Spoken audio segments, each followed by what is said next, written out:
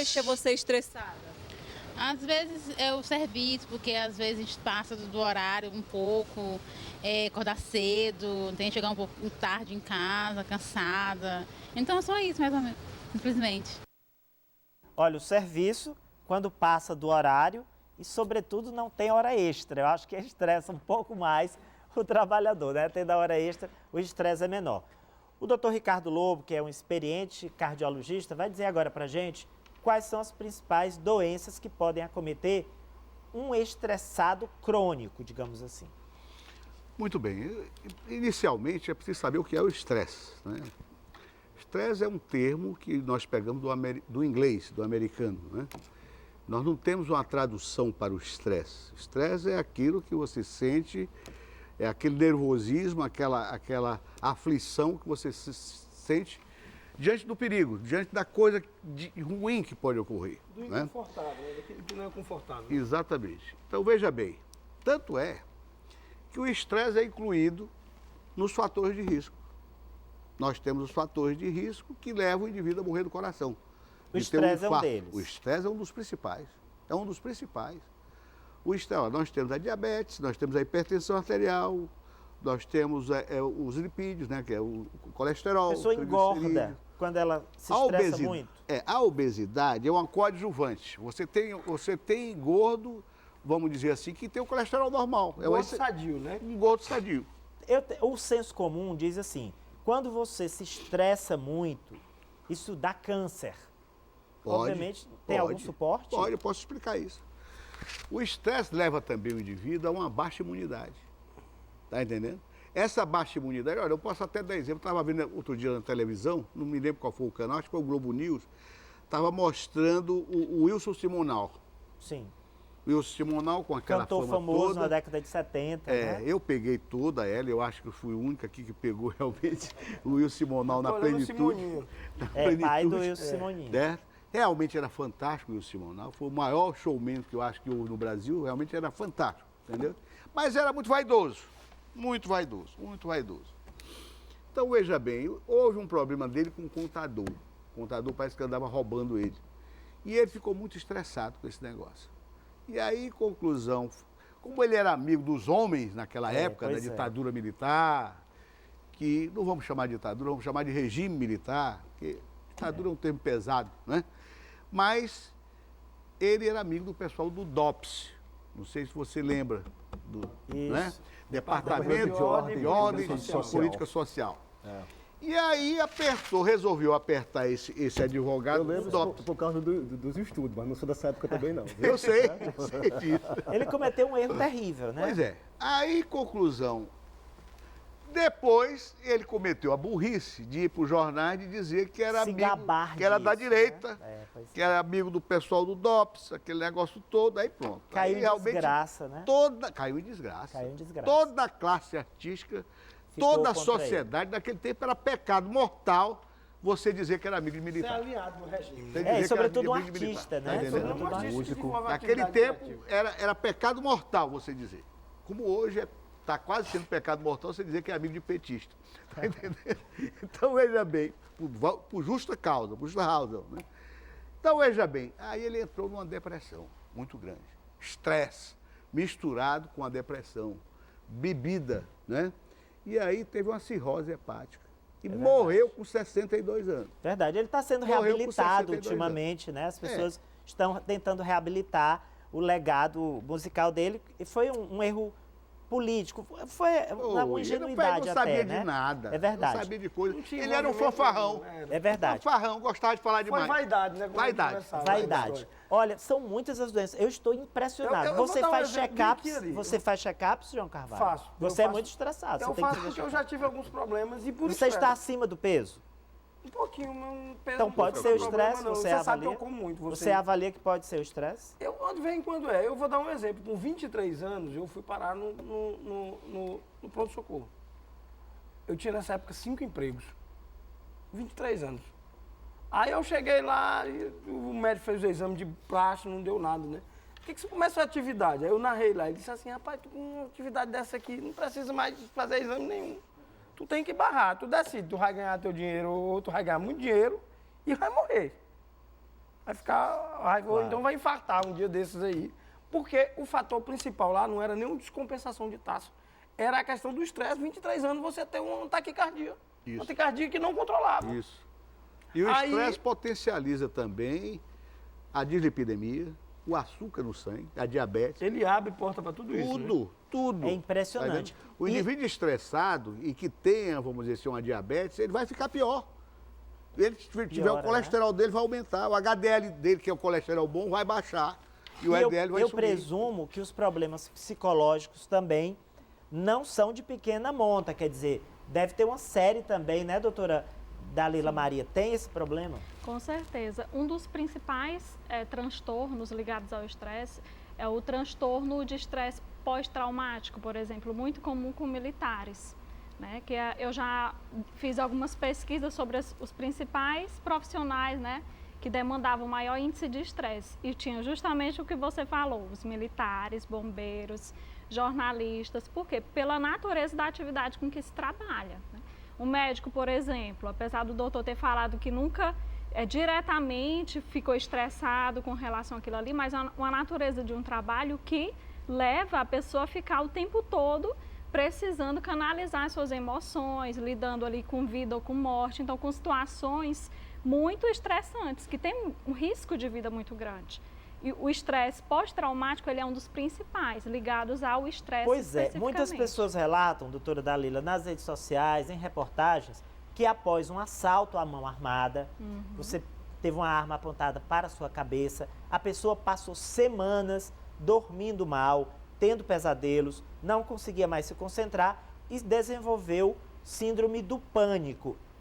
É Isso. previsível isso? Também. É uma das principais, é o estresse pós-traumático, a síndrome do pânico e o transtorno obsessivo compulsivo, né? O pânico, ele, se você identificar logo, né, no início, você consegue controlar e reverter toda essa situação, viver normalmente como se você nunca tivesse passado por essa situação de estresse, de um assalto, ou mesmo de uma batida de carro. Sim. Às vezes você não está aqui no trânsito e uma pessoa entra e bate em você. Então, aquilo ali, apesar de você não ter sido culpado, pode ser, né, que você adquira um nível de estresse tão alto que lhe leve a ficar o tempo todo. Quando passar por aquele mesmo local, vem aquela lembrança. E você evita passar por lá, por quê? Porque você quer evitar estar lembrando do acidente. Então, isso é um dos fatores que você já pode identificar como algo que pode estar ali ocasionando algo que vai se agravar. E tem gente que fica trancado dentro do Sim. apartamento ou da casa durante anos. Sim. Né? E que Durante anos. atividades a gente pode fazer? Para eu, por exemplo, ter umas atividades meio estranhas para tirar o estresse. Eu vou numa época mais de ultraleve, Mais agora de eu vou ultraleve, agora de parapente. E também gosto de atirar, né? Que a pessoa diz, como é que tá desestressado atirando? É uma das coisas que mais tira o estresse. Você começa, Atirando o e Etevaldo voando. que sabe. Duas atividades que eu jamais faria, porque me Pois é, estressaria. mas aparentemente é estressante, mas não é. Por exemplo, quando você vai atirar, dá um pré-estresse. Você está ali no início, antes de você começar a atirar. Mas depois que você começa a atirar e que já pega a É atividade, interessante isso. você desestressa aí muito. É como lutar. Eu também, uma época, eu lutava judô. fazer boxe, talvez.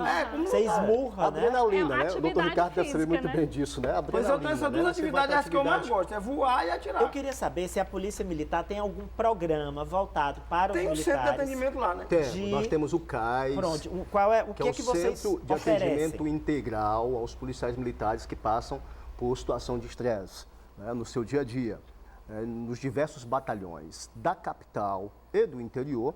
Né, os comandantes de unidade, eles encaminham esses policiais militares para o tratamento lá no CAIS, CAIS Centro CAIS, de os Atenção CAIS, né? Integral aos policiais Pronto, militares. são psicólogos que acompanham É uma equipe multidisciplinar, na verdade, né? Ah, Porque certo. nós temos lá multifuncional, nós temos lá psicólogo, temos psiquiatra, nutricionista. Né? terapeuta ocupacional, assistentes sociais, né? Eles funcionam efetivamente, Major? Funcionam, o atendimento é muito bom e a gente percebe no retorno, né? Quando o policial retorna para a tropa, o quão foi eficiente o tratamento. Ok, a gente vai assistir agora uma reportagem mostrando quais são as profissões mais estressantes, algumas delas. E depois, na volta, a gente vai compartilhar, porque eu quero saber se o estresse é porta de entrada para o alcoolismo e o uso de entorpecentes, por exemplo. E, afinal de contas, quais os tratamentos que existem para pelo menos aliviar o problema. Vamos conferir a reportagem da Eugênia Reis. Trânsito, filas, injustiças e violência são algumas das causas do tão falado estresse que tanto atinge pessoas em todo o mundo. O estresse também ficou conhecido como a doença do século XXI, capaz de modificar de forma negativa o comportamento e atitudes humanas. Pessoas que acabam perdendo a razão e fazendo o que não gostaria em momentos de fúria. Situações comuns nos dias de hoje e que podem ocorrer em todas as classes sociais, econômicas e com pessoas de todas as idades. Os riscos psicossociais e o estresse no ambiente de trabalho são questões de grandes desafios quando o assunto é a saúde e a segurança do trabalhador. Pesquisas com trabalhadores europeus mostram que o estresse é comum no ambiente de trabalho e que é responsável por mais de 50% dos dias perdidos de trabalho. Indiscutivelmente, o estresse reduz o rendimento natural e o potencial de qualquer trabalhador. Entre muitas profissões, os bombeiros são citados como trabalhadores obrigados a render resultados positivos diante de uma carga enorme de estresse.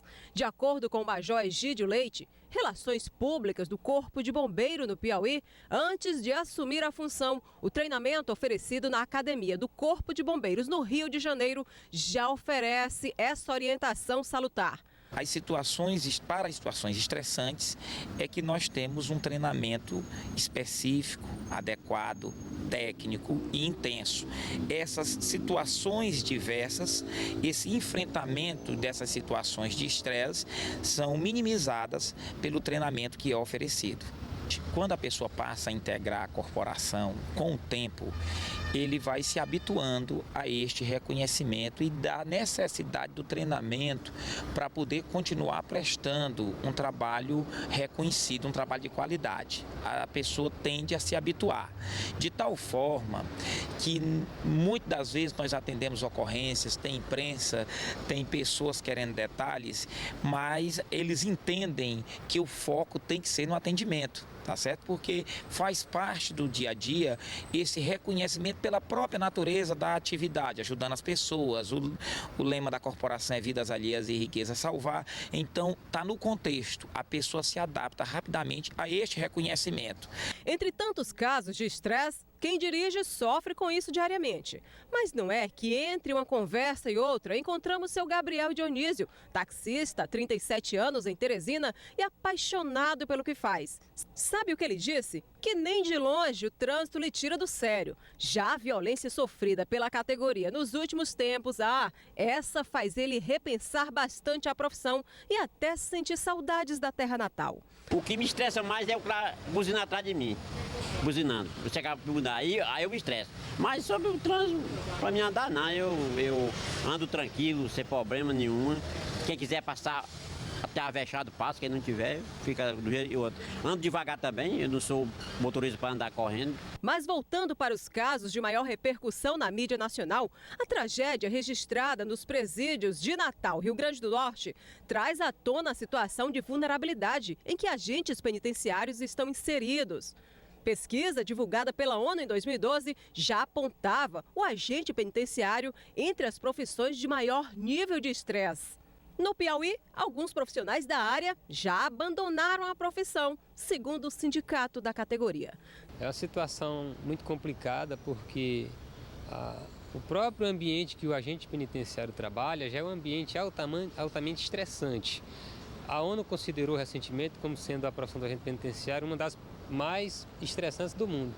E nós temos uma situação que agrava isso, que é a questão de superlotação, da carência de profissionais. Então há um excesso de carga horária, de atividades, de sobrecarga de trabalho e faz com que esse nível de estresse, que já é próprio do ambiente, acaba se tornando mais elevado. E isso resulta inclusive em doenças aos agentes que acabam sendo afetados por essa situação de estresse do ambiente de trabalho. Por coincidência, nós solicitamos agora, e temos esses dados oficiais, que de 2006 para cá, 94 agentes deixaram a profissão, pediram a exoneração do cargo e foram para outras profissões. Isso certamente tem relação com o risco que a profissão e também esse ambiente estressante. As pessoas vão indo para outros meios de trabalho, outras profissões que talvez certamente não tenha esse risco que tem o agente penitenciário. Não passa por a situação de condição precária de trabalho, de risco iminente de relação à profissão e principalmente do ambiente que é altamente estressante.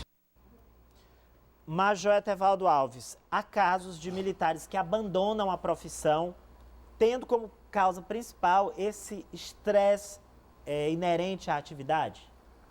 Por conta do dia a dia, né? Eu não diria que abandona, mas ele, na verdade, torna-se vítima, né, de todo esse estresse e com o tempo de serviço, com 20 e poucos anos de serviço, se vê obrigado a abandonar a profissão para cuidar da sua própria saúde, né? A assistência militar que é dada, a assistência por parte da Polícia Militar, ela é efetiva, ela existe, ela acontece.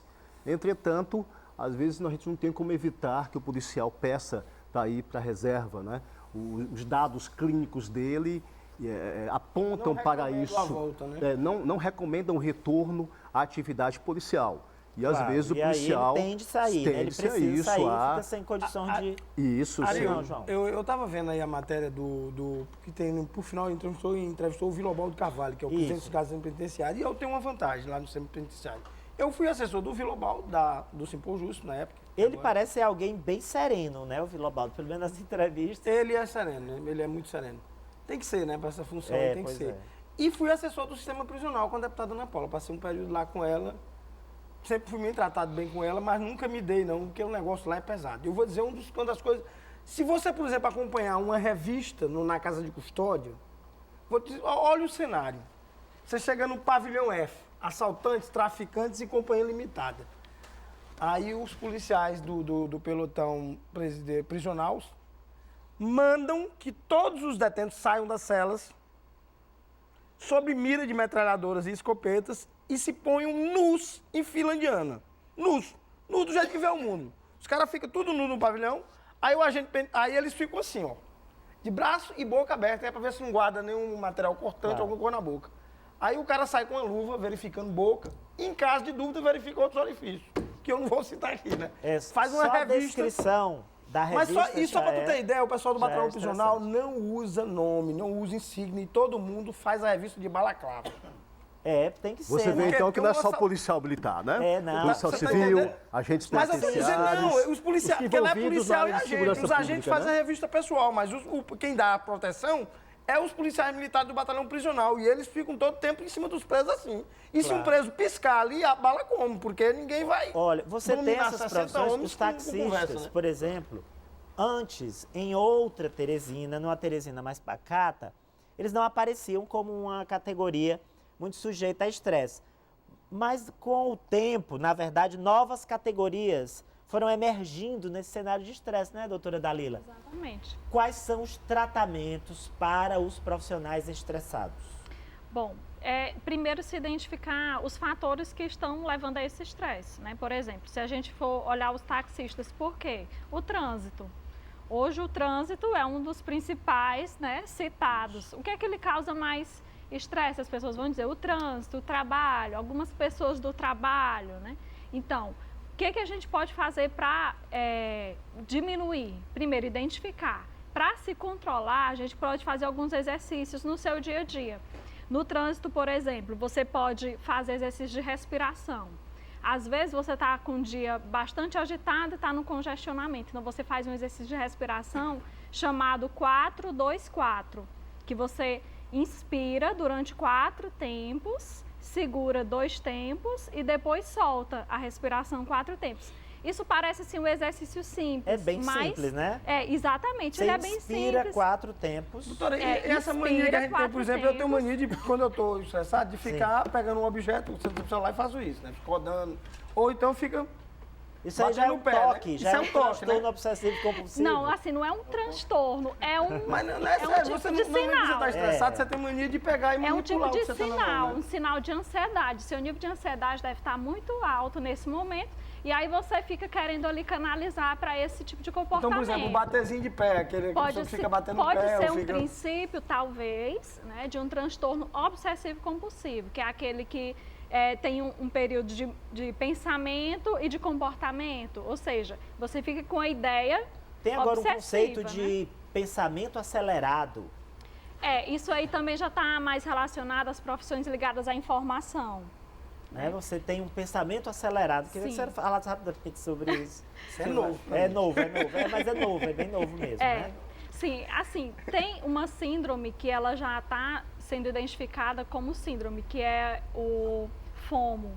O que significa? As pessoas que têm medo de estar de fora, desconectadas do hoje, do que está acontecendo. Do WhatsApp, do Facebook. Do WhatsApp, do Facebook. E aí isso já está sendo colocado como síndrome, que é justamente relacionada a esse pensamento acelerado, a velocidade das informações. Né? FOMO, F-O-M-O, é porque vem do inglês também, assim como o estresse. Claro. Né? A gente não tem uma tradução. O João falou desse negócio do WhatsApp. Deve afetar muito os jornalistas. Não, mas falou daquele negócio do WhatsApp, mas naquele FOMO. dia lá que o juiz mencionou o WhatsApp, eu tenho uns amigos minhos que estavam para dar um piripaque. Não, e jornalista tem FOMO. O João quase morre. O que eu vou fazer? Eu digo, vem cá, tu não tem vida fora do WhatsApp. O João apresenta um programa muito cedo. Então, ele tem de entrar no ar já muito bem informado sobre se tem alguma operação policial em curso, se algum secretário caiu. Então, ele deve, talvez até sem saber, ter FOMO, que é essa síndrome de você achar que está desatualizado e desinformado. Doutor Ricardo Lobo, tem remédio para estresse? Remédio alopático? Veja bem, tem, claro.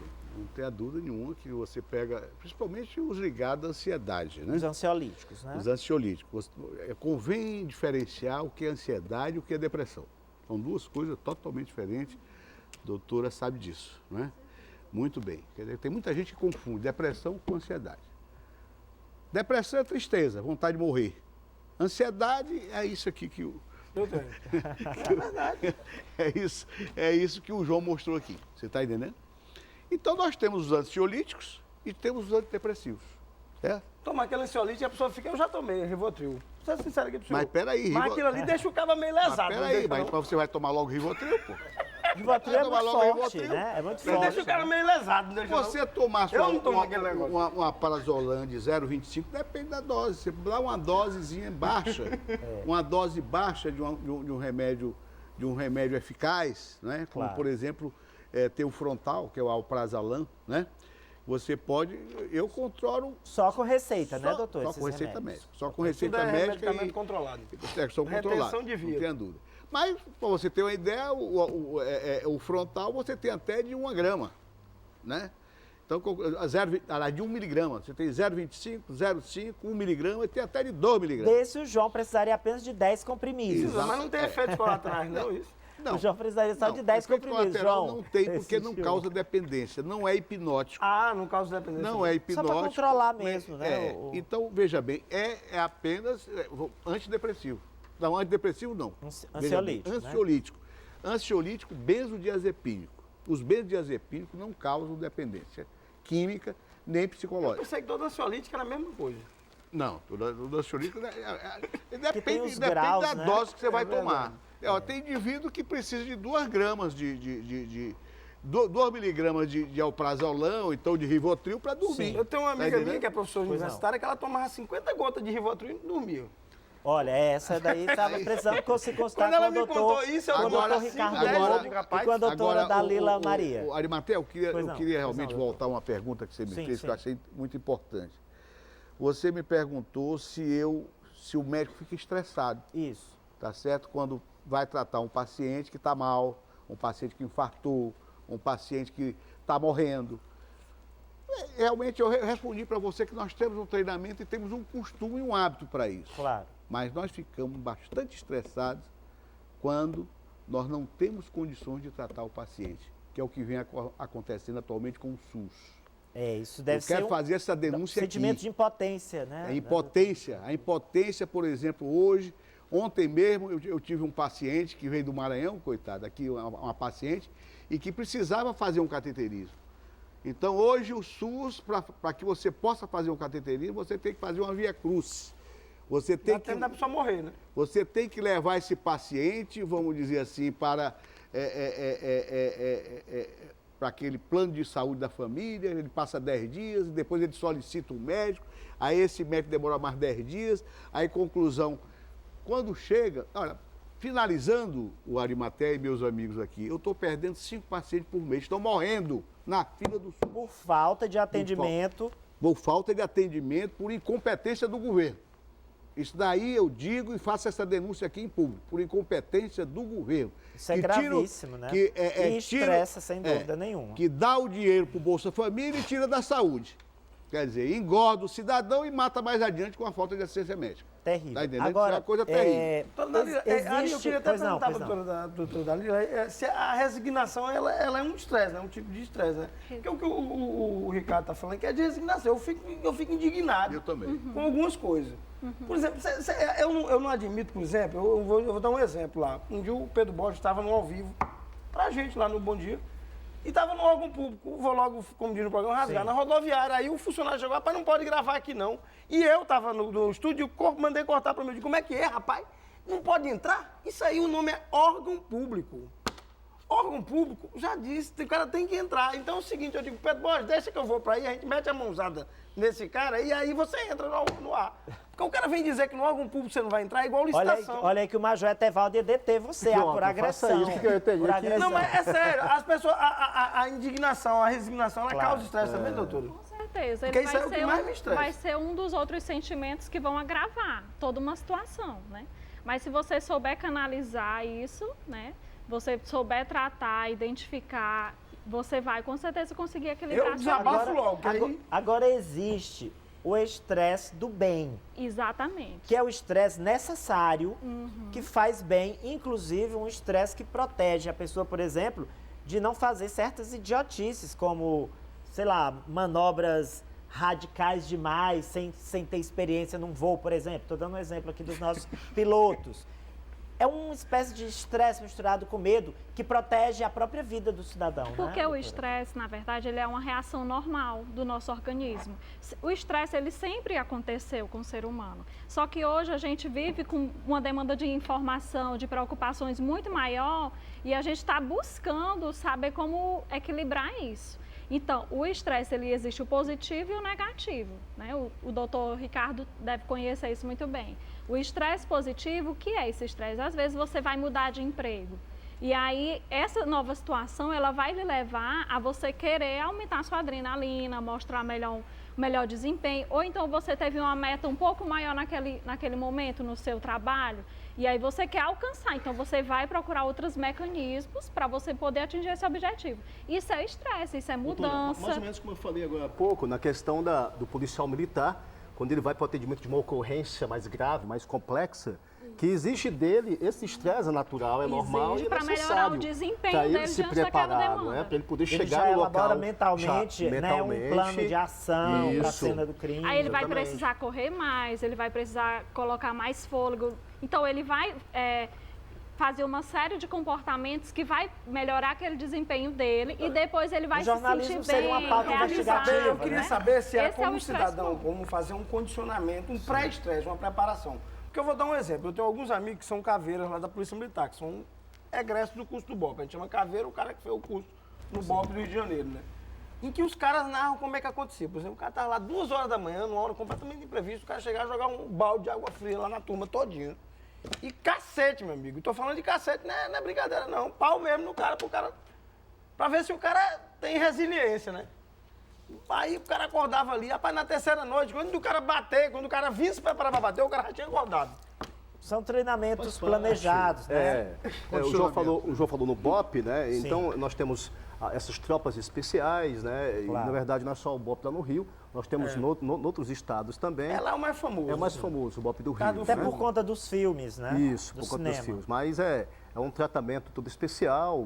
Claro. Os policiais têm toda uma preparação Não é à especial. toa, né, Major? Não é à toa, não é à toa. São policiais preparados para uma repressão mais qualificada. Né? A Polícia Militar atua no policiamento ostensivo e nós temos as tropas especiais que, para desempenhar esse tratamento mais qualificado na questão da segurança pública, exige dos seus policiais esse tipo de Essa tratamento. carga de adrenalina Essa maior. carga de né? Ali tem 2 fatores. Você tem a questão de estresse físico e psicológico, né? Isso. Sem Então, dúvida. os caras sofrem barbaridade. Isso. São a elite, né, da Polícia Militar. No próximo bloco, a gente vai continuar falando de estresse, dessa vez com a sua participação.